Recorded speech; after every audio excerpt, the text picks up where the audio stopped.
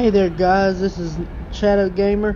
I'm about to do a brand new video. It's going to be on the new Necromancer from Diablo 3 that just got released. I'm going to be showing you a pretty good basic build for a beginner whenever you first start out. Okay, let's just get to it.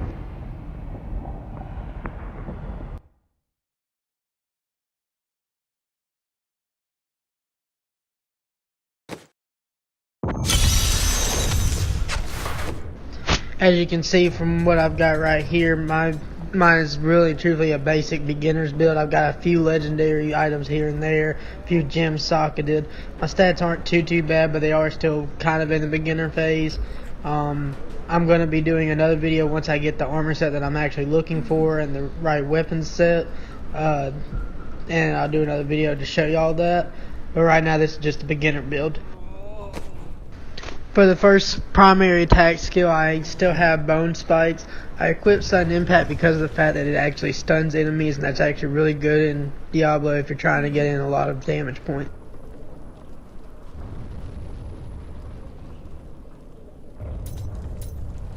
For my second attack skill, I actually use the summon mage skill because the mages are actually really good for DPS characters. They actually do a lot of damage.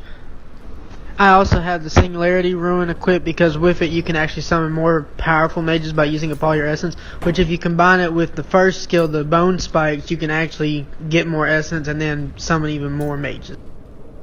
For my first non-attack skill, I actually used the Blood Rush. It's actually kind of like the wizard's form of teleport in a nutshell, and with the skill, with the ruin I have on it, the Potency Ruin, it actually makes it where I can gain some armor whenever I use it, and it's really good in situations where you need to get out of the way, because it's kind of like how the wizard is kind of meant to be like a ranged character. So is the Necromancer a little bit, because normally his army of skeletons will go into fight for him and he'll stay in the background.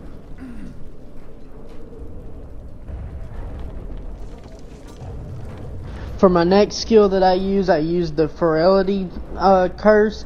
It's actually a curse that whenever an enemy gets cursed by it, whenever their health drops really low, they automatically instantly die. And with the Sin of Blood Ruin on it, it actually makes your minions do a lot more damage as well to them. Now for my next skill, I actually use the Command Skeleton skill. It makes it where you can use your minions that are the skeleton army that you have. They will whenever you target an enemy, they will automatically go and attack them. I also combine it with the Frenzy Ruin because whenever that's equipped to it, it'll actually make it where they'll have a beef up in attack power and attack speed, and they'll just go crazy attacking one enemy. And the only other good ruin with this, and that it'll probably be in my other build, is the one right after it.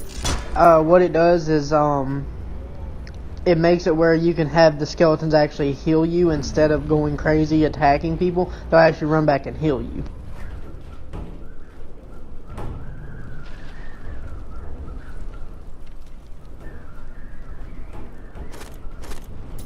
My next skill is actually the Devour skill. It's actually one of my favorites. I actually have a ruin on it that whenever it's active, it's called Devouring Aurora.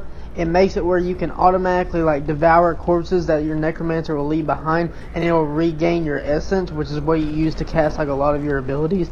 And it's really freaking good because you don't actually have to hit any kind of button to do it. It's like an automatic skill, but it's based on your gold pickup radius, which normally a lot of us don't have a lot of unless we have a pet maybe, but it's still pretty good.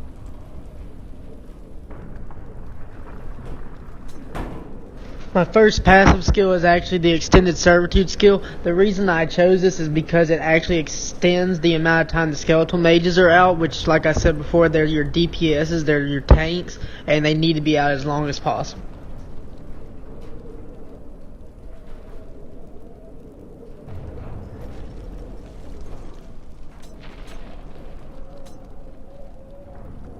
My next skill is actually just a skill that increases my max essence by 40. It's nothing too special, it's just really good for casting my abilities.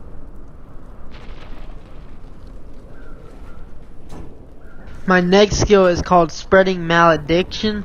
Basically what it does is it gives me 1% damage bonus for every enemy on the field that I have cursed. So if I use my cursed move that I told y'all about earlier, and they're cursed for a long period of time, I get a damage bonus based on whatever my damage output is. So like right here, it'll show you on my skill page, I have 303,000 attack, so 10% of that will be added on, and then it'll be spread out to also my skeletons and everything, so I'll be dealing a lot more damage. My last skill isn't anything really that special. It's called Fueled by Death. Basically what it does is every time I consume a corpse, it'll give me a 3% movement speed bonus for 5 seconds, and it can stack up to 10 times. So basically with that Devour skill I was telling you about earlier, it can actually help out a little bit, and it'll actually give me more speed, but it doesn't last very long. It's only for this build. I'll probably be changing it in the next one. That's pretty much it for this build, guys. I appreciate y'all watching the video. If y'all see something that y'all like, please let me know. Hit the like button, hit subscribe. Don't forget to subscribe and keep up to date. I'm always posting videos. I'll probably be posting one pretty soon of gameplay from the Necromancer with this build at the moment. Not sure when, but whenever I do, you'll be able to get a notification if you subscribe. Also, if you have any comments, if you have any ideas, please let me know. Put them